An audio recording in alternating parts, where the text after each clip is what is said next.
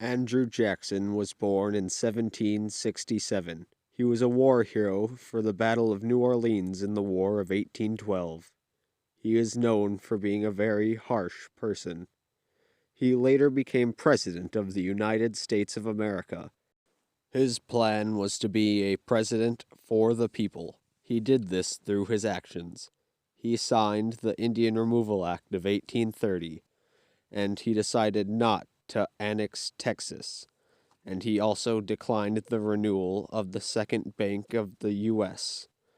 This made him many political enemies, but he did this and many other things because he thought it would be best for the people of the United States of America. Andrew Jackson signed the Indian Removal Act thinking it was the only way Native Americans and America could live in harmony. When Andrew Jackson signed the Indian Removal Act of 1830, he thought it would go like this. Sup, Native Americans, you want to willingly go across the Mississippi River? Because America will never expand past the Mississippi River. Sure, why not? That sounds like a great idea, America. However, it did not turn out as Andrew Jackson had thought it would. Will, the Indian Removal Act did not end as well as Andrew Jackson had planned. It resulted in the Trail of Tears, which caused over 5,000 Cherokee deaths. This act did not help the people as Andrew Jackson had planned. Texas had recently left Mexico and wanted to join the U.S. as a state. Many Americans were moving into Texas at this time. However, Texas was a bad place. They had poverty and crime, and that doesn't make for a very good place to annex. Having a state in such bad condition would not be good for the people of the U.S. Andrew Jackson also thought that annexing Texas would start a war with Mexico. Like this. Here's America with Texas, and here's Mexico. Mexico would be like, "Aw, man, you just took Texas from us even though they're their own country." So they'd shoot America. And then America, being America, would just pummel Mexico. Like so.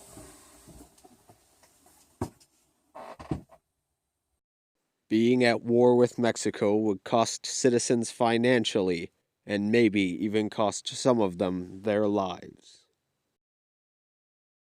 The National Bank was up for renewal, but Andrew Jackson didn't like this idea. The Second Bank of America would be a monopoly over banking. And monopolies are illegal, even if the government does them themselves. Since the bank would be run by the government and not the people, it would work more towards the government's interest in like foreign policies and things like that. And Andrew Jackson, trying to be a president for the people, wasn't very interested in that kind of idea. He wanted a commercial bank that would work towards its customers' interests. This note, written by Andrew Jackson to decline the renewal of the Second Bank of the United States, made him many political enemies, but it was a win for the people of the U.S. It is now a tourist attraction.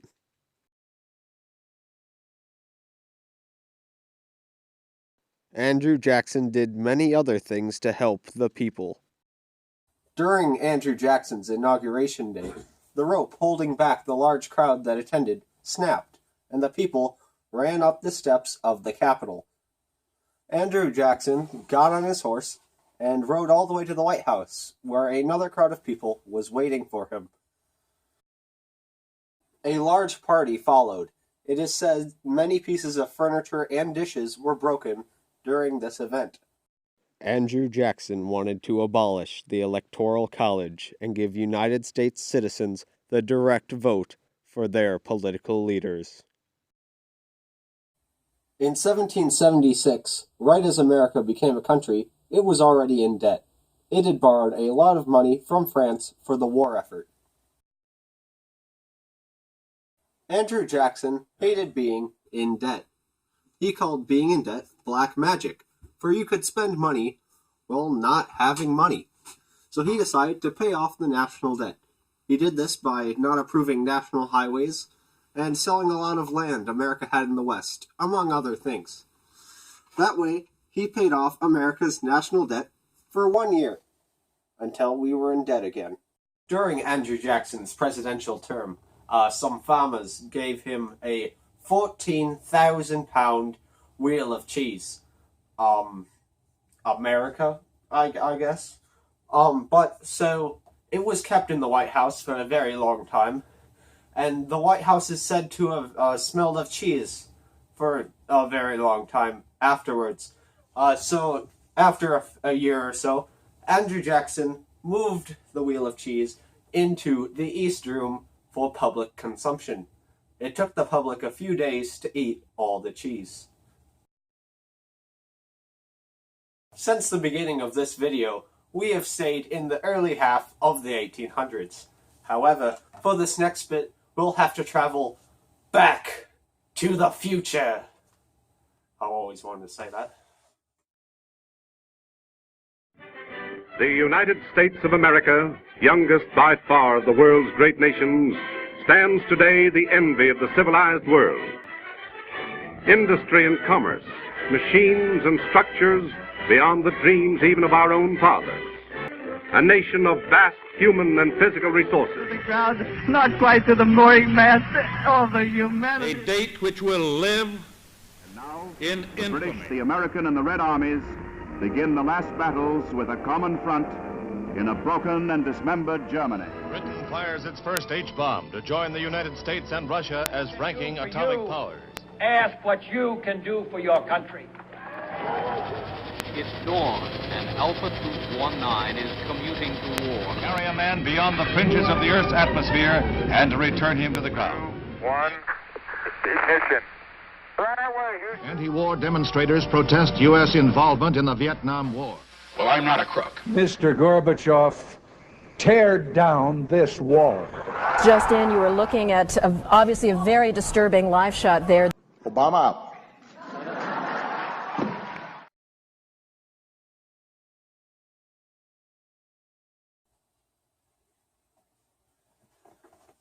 Hello and welcome to 2017. 2017.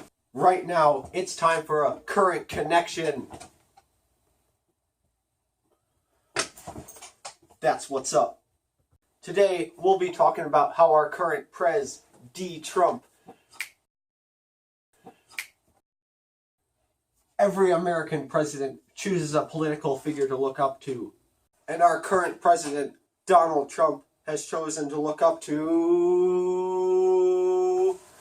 Andrew Jackson as his political figure. Trump says he shares many political views with Andrew Jackson. Oh man, just look at him on that little wall over there. Every president hangs a picture of their political leader on the wall of the Oval Office during their term. He likes the idea of Andrew Jackson being the people's president, and that is what he is trying to do too. Sort of. 2017! Cartwheel! Yeah! Prez Trump uses Andrew Jackson as an example from time to time. Like what time it is? 2017! Donald Trump says Andrew Jackson had many good political ideas. He has said if Andrew Jackson had not died 20 years before the Civil War, he could have prevented it by coming up with a compromise instead of America breaking out into war.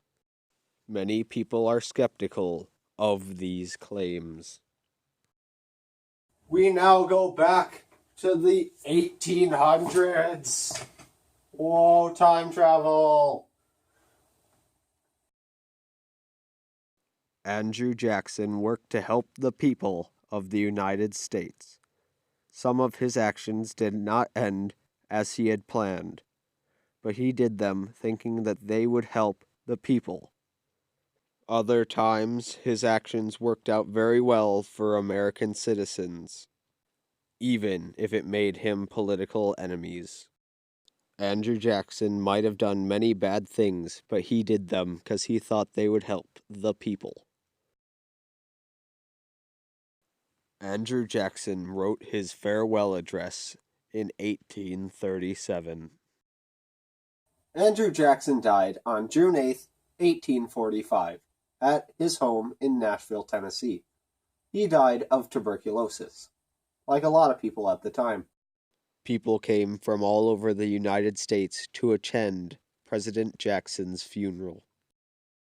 Andrew Jackson had a pet parrot, and when he died, they took it to his funeral to attend his funeral. However, it had to be removed for cursing at some of the guests at the funeral. What a strange bird. Andrew Jackson was buried at his estate, the Hermitage, in Nashville, Tennessee. When I wake up, well, I know I'm gonna be the man who wakes up next to you. When I go out, yeah, I know I'm gonna be the man who goes along with you. If I get drunk, well, I know I'm gonna be the man who gets drunk next to you. And if I heaver, yeah, I know I'm gonna be the man who's heavering to you. But I would walk 500 miles and I would walk 500 more to be the man who walked 1,000 miles to fall down at your door. When I'm walking, yes, I know I'm gonna be the man who's working hard for you. And when the money comes in for the work I do, I'll pass almost every penny on to you. When I come home, oh, I know I'm gonna be the man who comes back home to you. And if I go, well, I know I'm gonna be the man who's going over you. But I would walk 500 miles and I would walk 500 more to be the man who walks 1,000 miles to fall down at your door.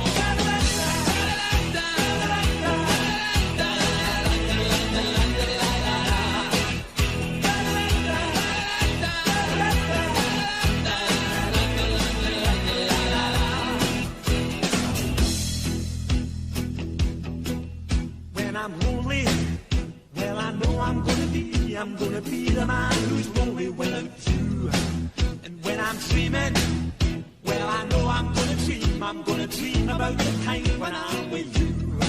When I go out, well, I know I'm gonna be the man who goes along with you. And when I come home, well, I know I'm gonna be the man who comes back home with you. I'm gonna be the man who's coming home.